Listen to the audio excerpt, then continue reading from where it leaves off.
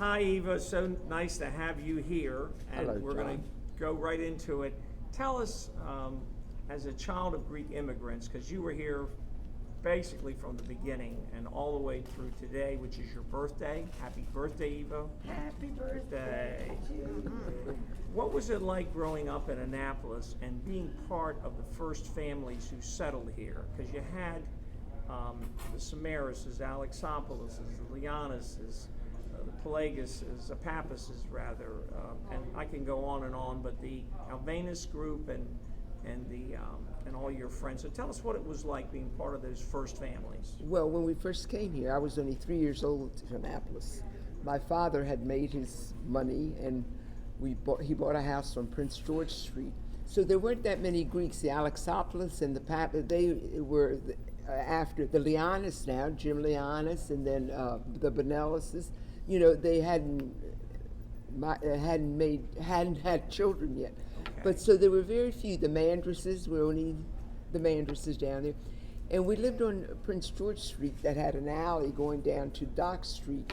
And I remember the Mandresses had the restaurant there on Dock Street, and Georgia Mandress would come up and go, "Hoot," for Viola to come out and play with her. And I was the youngest, and if we went down the alley, it was Pinckney Street where all the African American lived, very poor families. And then on the corner was a Jewish family, which ended up being very good friends with me, Joan Greenberg. And they were just starting out too, just like we were. So we all got along together, and but there were just very few children.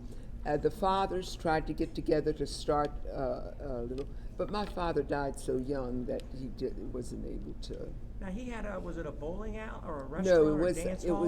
it was right in the middle of Main Street. It was a bar, and then there was a dance hall on the second floor, and then on the third were rooms that he rented. Because when we first came, we stayed there for a couple days. Wow. You know, you've been in Annapolis most of your life, and today's your 90th birthday. What can you reflect on some of those experiences about being here as a young Greek girl and going through life and getting married? And Yes, until I was after my father died, my mother didn't know whether to go. My father had told her if anything happened to him, she should take the children and go back to Greece or go down to Louisiana where she had two brothers. Oh. So she opted to have the two go down to the Louisiana. So we went down there for a year. And because there was no Greek community, it was a small town, Crowley, but she had her two brothers there and they had children. And it was a nice life for 1 year. But they would take us to Baton Rouge take communion and church. But there was no Greek family, and she would always March 25th put that little fustanelis on, and whatever and she'd get the cousins to do it. But she just wanted to get back to Annapolis. Now, after a year later, we came back to Annapolis. It was around 44, I think, and the war, I don't know if it started or was it, but anyway, yeah. Yep. So that's when we got involved with the Greek community. It had built up quite a bit. My mother was in Philoptochus. We started the first day when the church was built, the choir. And I remember all the girls and boys and the midshipmen would come. And so we had a very nice group there. And I've been with it ever since, playing the organ, just singing and doing everything. I loved it. yeah, you were an important part. You were a social secretary for the church. Oh, and yes. Just involved in the whole. A whole different thing, yes. Yeah. And it was at the time when we built the Hellenic Center, and there was a lot going on, a lot of people. And I met so many people that had come in, and now to this day, when I see their name, I remember them, and they remember me. A lot of the families are still here, and Yes. thanks to you all. Eva, one of the things, you've been in politics your whole life. When I say politics, you work with Senator Astle, and you've been around politics. Why do you think the Greek and the Cypriot communities here in Annapolis are respected by the larger community because we're only a handful of people. But it seems when you talk to people, they say, "Oh, well, you know, the Greeks have this. You know, talk to somebody over there; they know what's going on." Why do you think that is that we're so respect? I mean, we had 2 Greek mayors. We had Johnny Apostle and my son Mike Pantelides, and we're just a small piece of the population. Why do you think that is? Because we stick together, first of all. And I remember when I was working in the Senate there, they'd have groups coming from Greece and they'd call me, you know, and I would go over and help them. And it was amazing the difference you could see how their government was over there and how ours was. But we always stuck together. And when a Greek came in, we had, it was the Greek, when Governor, what was his name? Agnew? Who? Agnew? No, after him. Mandel? No, that he was a Republican. Ehrlich? Who? Ehrlich? Bobby Ehrlich? Bobby Ehrlich? Ehrlich. Yeah, it was okay. Ehrlich. Okay. His defense or his secretary of not defense secretary of he came in. He was Greek. And he came into John Astor's office. He goes, "Eva." He says, "I hear you're Greek." I says, "Yes." And he says, and he kept asking me a lot of questions. I says, "Well, John was a strong conservative. He was a Democrat, but he was a conservative, and because I was a Republican, and we would always talk about that.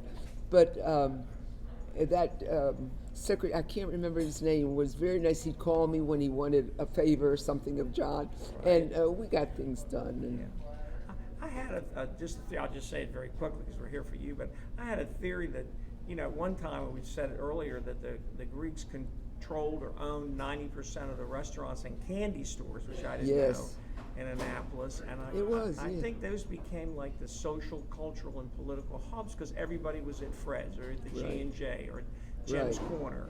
And it just seemed to me that that's how this, whatever it is, we were like the meeting places. And the wardroom, the 2 Bonellis brothers, the wardroom and Capitol, you know, the 2 Pete and Nick Bonellis. And of course Mrs. Bonellis. My mother and Mrs. Bonellis were very learned. Mrs. Bonellis is. But you know, a lot of the mothers didn't even get an education in Greece. I mean, they went to school, but some couldn't write or read. I remember when I was secretary of the church, a lot of the ladies would come in and wanted me to write their names in Greek for the memorial services or whatnot. But it was way back in the little old ladies, the real first generation, couldn't write because they went to little school in the little villages, whatever there was. Okay. Tell us about some of the other restaurants that you remember, the other Greeks in the restaurants. Well, I remember next to the wardroom was the chocolate place, the Lunas. I think it was Thea Lefteria, John Lunas, and they had they made the Easter bunnies and the chocolate. Wow. And I don't know which store it was, but it was right there on Main Street. And then down further, where of course Mandras had that whole block, and then came up and across the street was the pool room. Mr. Pappas had that until Helen married Pete, and then they went in together. But he died young too, Mr. Pappas. But Mrs. Pappas, Thea Lefteria, we all lived Conduit, Duke of Gloucester, very close friends. I remember when my mother was in Louisiana, she wrote to Mrs. Pappas and told her how lonely it was down there. And Mrs. Pappas wrote a beautiful letter. And after the mothers all died, Helen Pelagas brought the letter my mother had written to her. It broke my heart when I read it, my mother. And I want to come back to Annapolis. Yeah, Annapolis is a special place. And then the mothers got along, like Mrs. Chiraculis and your mother. They were very good friends, yes. And they would talk. Because their husbands died so young, her father died, Yeah, just beautiful stories over there. Well, we're so happy to be able to be with you on your birthday, and now we're going to bring the 3 ladies together to answer a couple of questions. Okay, thank you, Eva. Thank you so much, Eva.